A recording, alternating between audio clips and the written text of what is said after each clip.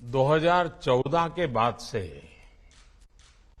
भारत में जितने भी बजट आए हैं उनमें एक पैटर्न रहा है। पैटर्न ये है कि हमारी सरकार का हर बजट वर्तमान चुनौतियों के समाधान के साथ ही न्यू एज रिफॉर्म्स को आगे बढ़ाता रहा है। ग्रीन ग्रोथ और एनर्जी ट्रांजिशन के लिए भारत की रणनीति के 3 मुख्य स्तंभ रहे हैं। पहला, रिन्यूएबल एनर्जी का प्रोडक्शन बढ़ाना।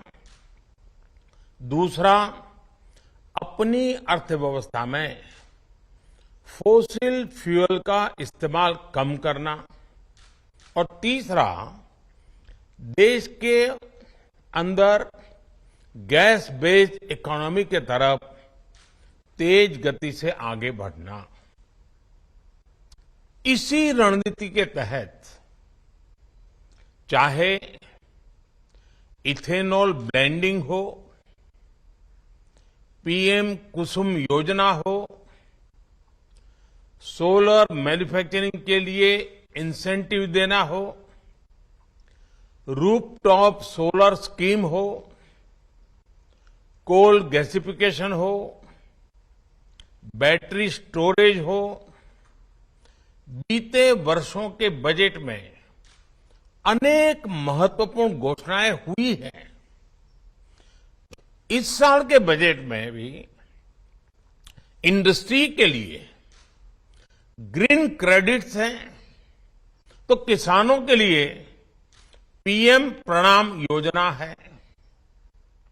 इसमें गांवों के लिए गोवर्धन योजना है, तो शहरी क्षेत्रों के लिए व्हीकल स्क्रैपिंग पॉलिसी है।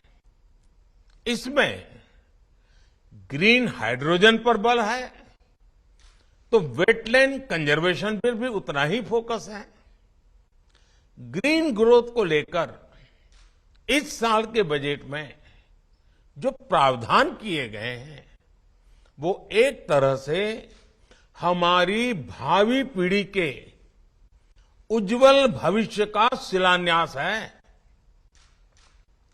Friends, Bharat renewable energy resources में जितना कमांडिंग पोजीशन में होगा उतना ही बड़ा बदलाव वो पूरे विश्व में ला सकता है।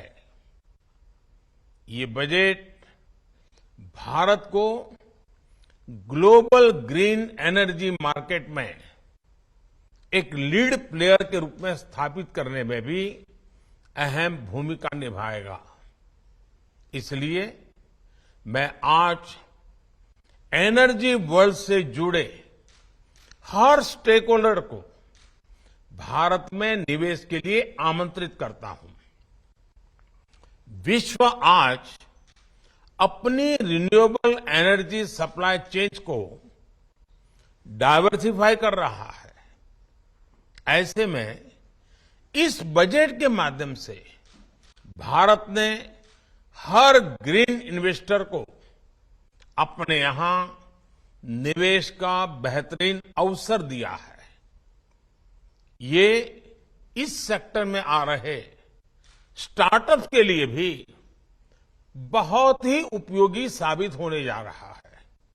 साथियों, 2014 के बाद से ही भारत मेजर इकोनॉमीज में रिन्यूएबल एनर्जी कैपेसिटी एडिशन में सबसे तेज रहा है। हमारा ट्रैक रिकॉर्ड बताता है कि रिन्यूएबल एनर्जी रिसोर्सेज को लेकर भारत जो लक्ष्य तय करता है उसे समय से पहले पूरा करके दिखाता है। हमारी इंस्टॉल्ड इलेक्ट्रिसिटी कैपेसिटी में 40% नॉन फोसिल फ्यूल के योगदान के लक्ष्य को भारत ने 9 साल पहले ही प्राप्त कर लिया। पेट्रोल में 10% इथेनॉल ब्लेंडिंग के लक्ष्य को भी भारत ने 5 महीना पहले ही हासिल कर लिया। 20% इथेनॉल ब्लेंडिंग के लक्ष्य को भी भारत ने 2030 से कम करके 25-26 तक पूरा करने का निर्धारित किया। वर्ष 2023 तक 500 gigawatt non fossil based electricity capacity हासिल करके रहेगा।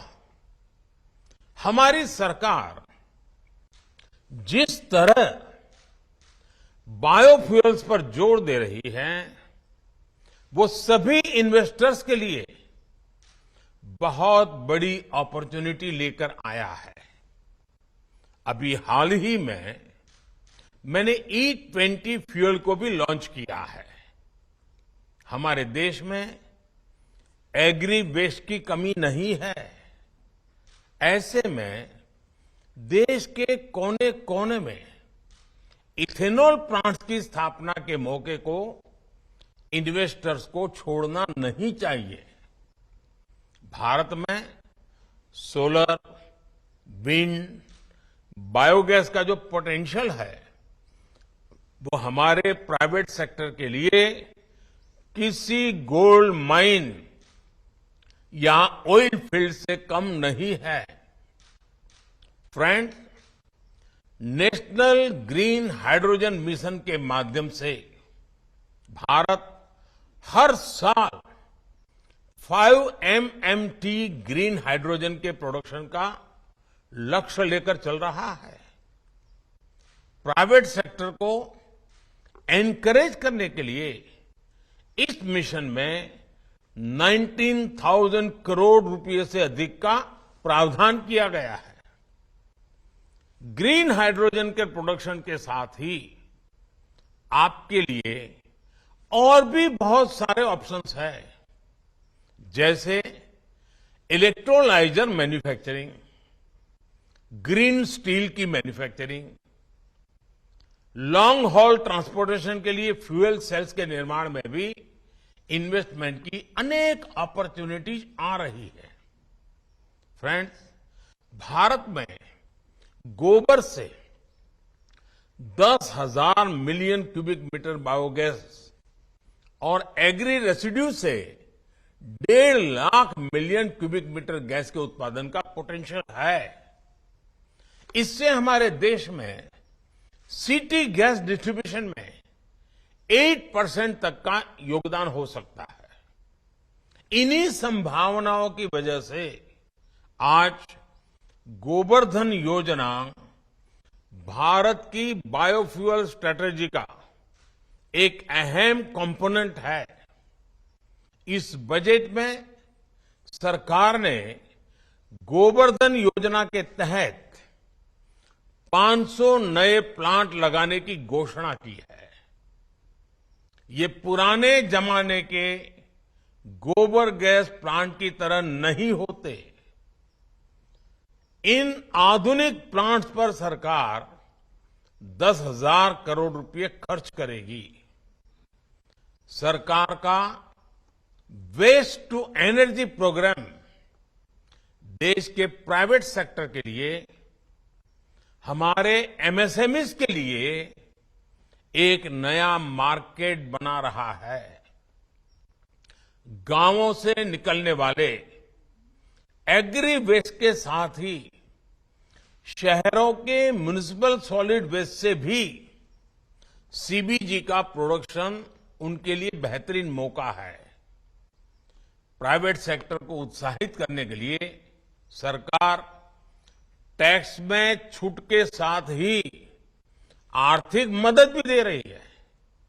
साथियों, भारत की vehicle scrapping policy green growth strategy का एक अहम हिस्सा है। व्हीकल स्क्रैपिंग को प्रोत्साहित करने के लिए सरकार ने इस बजट में 3,000 करोड़ रुपए का प्रावधान किया है। आने वाले कुछ महीनों में केंद्र और राज्य सरकार की करीब करीब 3 लाख गाड़ियों को स्क्रैप किया जाना है। ये गाड़ियां 15 साल से ज्यादा पुरानी हो चुकी है। इनमें पुलिस जिन व्हीकल्स का उपयोग करती है वो गाड़ियां हैं। खास करके हमारे हॉस्पिटल्स में जो एम्बुलेंस हैं, हमारे पब्लिक ट्रांसपोर्ट के जो बसेस हैं, व्हीकल स्क्रैपिंग आप सभी के लिए बहुत बड़ा मार्केट बनने जा रहा है। ये रीयूज, रिसाइकल और रिकवरी के सिद्धांत पर चलते हुए हमारी सर्कुलर इकोनॉमी को भी नई ताकत देगा। मैं भारत के नौजवानों को, हमारे स्टार्टअप्स को सर्कुलर इकोनॉमी के विभिन्न माध्यमों से जुड़ने का भी आग्रह करूंगा। फ्रेंड्स, भारत को अगले 6-7 साल में अपनी बैटरी स्टोरेज कैपेसिटी को बढ़ाकर 125 गीगावाट आवर्स करना है। ये लक्ष्य जितना बड़ा है उतना ही आपके लिए इसमें नई संभावनाएं बन रही है। इसे हासिल करने के लिए लाखों करोड़ रुपए के निवेश की आवश्यकता है। बैटरी डेवलपर्स को सपोर्ट करने के लिए सरकार ने इस बजट में वायबिलिटी गैप फंडिंग स्कीम की भी घोषणा की है। फ्रेंड्स, भारत में वाटर बेस्ड ट्रांसपोर्ट एक बहुत बड़ा सेक्टर है जिसमें आने वाले दिनों में बहुत तेजी आने वाली है। आज भारत अपने कोस्टल रूट के जरिए सिर्फ 5% कार्गो का ट्रांसपोर्ट करता है। इसी तरह इनलैंड वाटरवेज के जरिए सिर्फ 2% कार्गो भारत में ट्रांसपोर्ट होता है।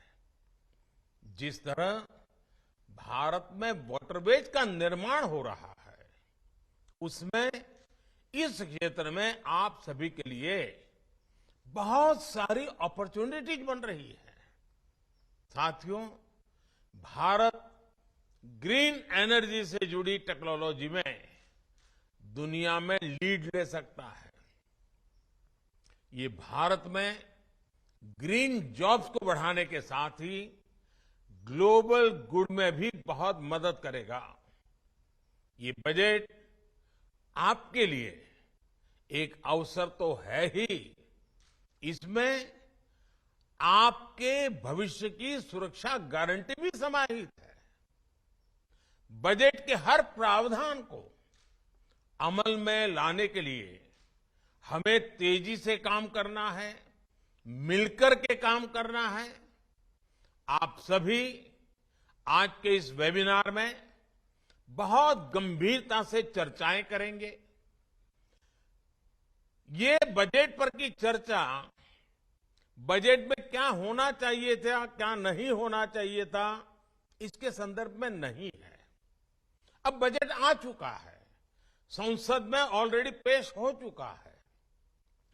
अब हम सब ने मिलकर के, सरकार ने और देशवासियों ने मिलकर के इस बजट की एक एक चीज को बहुत ही अच्छे तरीके से कैसे लागू करें, नए नए इनोवेशंस कैसे करें, देश में ग्रीन ग्रोथ को हम कैसे सुनिश्चित करें।